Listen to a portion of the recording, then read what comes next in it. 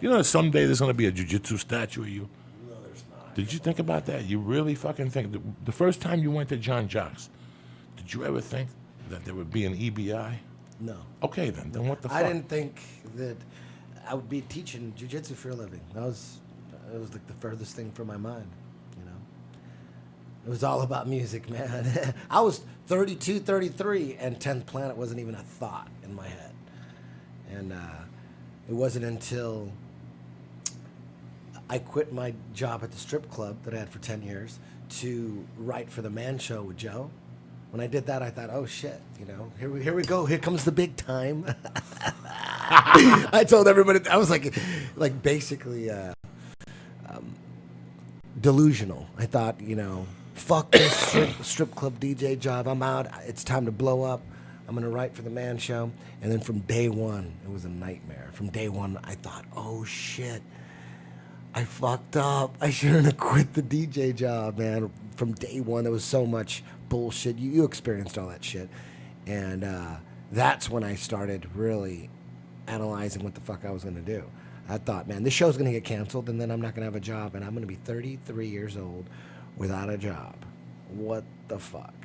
You know?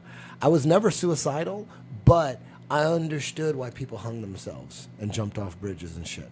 I understood that shit. I would never do it, but I understood. I'm like, wow, I'm 33 years old, and all I had going was that I had a free trip to Brazil for Abu Dhabi. That's all I had. You know, I was going to go compete, but against a bunch of black belt legends, and I thought I was just going to get crushed anyways. But that was the only bright spot in my life. In 3 months, I get to go to Brazil, and Joe went, and I didn't know what I was going to do when I got back. I knew the show was going to get canceled. There was no way that show was not going to get canceled. It was terrible, and the head writer was a complete douchebag. You dealt with him. I don't know if you ever talked about it on your podcast.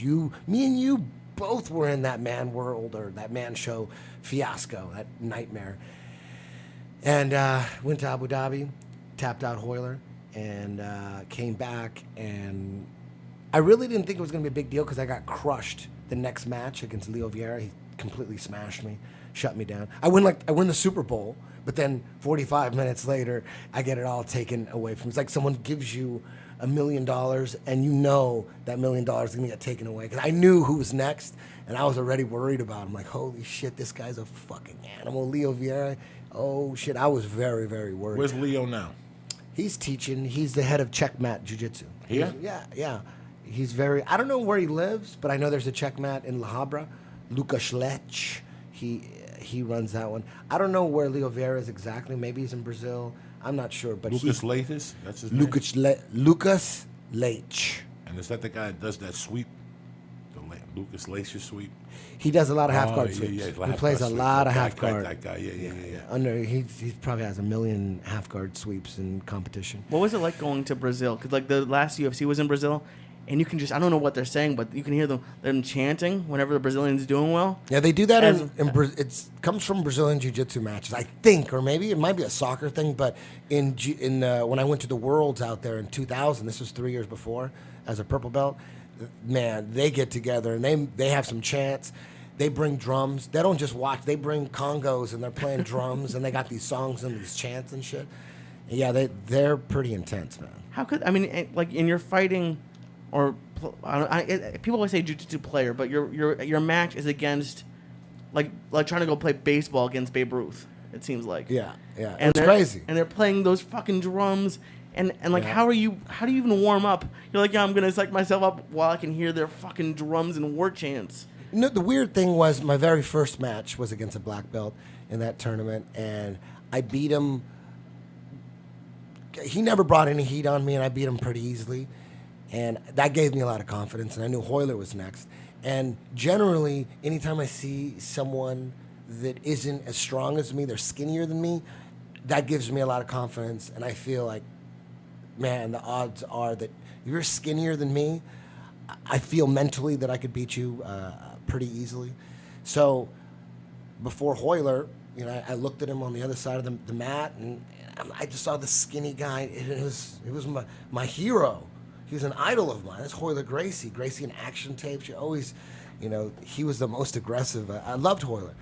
But I felt that I was stronger than him. So But real quick, I found out that I was wrong. He was stronger than me. Even though he was skinny, he basically controlled me the whole match. I think I scored, maybe I swept him once. And I don't know if I got points. I know I swept him once, but I think it was before points counted. I forget. I think they were counted. And then at the very end, out of my ass, I pulled out a triangle setup that Jean-Jacques Machado, my master, taught me.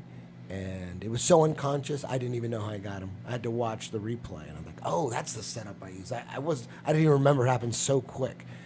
And I beat him, so Joe Rogan's going nuts. We're walking backstage, and the walk backstage after that match is all on video. It's on YouTube. And Joe's freaking. I go, dude, you just tapped out Hoyler Gracie. He can't believe it. And I'm walking. I'm thinking about Leo Vieira's next. It's like I already knew, because in the Abu Dhabi before, he went with Jean-Jacques, and Jean-Jacques beat him on points, but he couldn't tap him, so that freaked me. I'm like, man, because Jean-Jacques wrecks me. And I thought if Jean-Jacques couldn't finish that dude must be really, really good. So even though I beat Hoyler, I was already thinking of my next match. So it was like, dude, you won $1 million. What are you going to do? And like, if you knew that someone was going to come take that million, like some gangsters, and you owed $1 million, you wouldn't be that happy, even though you won $1 million. So that's the attitude I had. I was like, yeah, I tapped Hoyler, but man, Leo Vieira's next. He's going to kill all this. He's going to destroy all this happiness, man. It's like winning the Super Bowl, and you're in the locker room, drinking champagne, and they go, dude, you got to go out and win it again. You got to do it again. That's how I felt. Like, fuck, it didn't really mean that much. But when I got back home, people were focusing more on that, and how big of an upset it was, and this and that, and Larry, you remember Larry? He said, dude, walk off that show. That show's making you crazy. They're gonna get canceled anyways. Walk off right now. I'll help you buy mats, and we'll open up a school. It'll be, and I thought about it. I'm like, fuck yeah, that's what I'm gonna do. I fucking walked off that man show. I quit. I called Joe. I'll never forget that phone call, because he really fought tooth and nail to get me in. They didn't want to hire me, and that was where the root of the problems were. They didn't want to hire me. Joe made them hire me. Joe fucking forced them down their throats, forced me down their throats. So when I told, too. Yeah, Me basically too. same thing. Oh my God. Just to touch on that, the man show. do you, you were a Dave Chappelle show fan Dave from the Chappelle's beginning. my favorite. From the beginning. From the beginning. So when you heard, and because most people heard all these rumors, when you heard that Dave Chappelle had a beef with Comedy Central, you already knew. We're going in like fucking Marines, you understand me?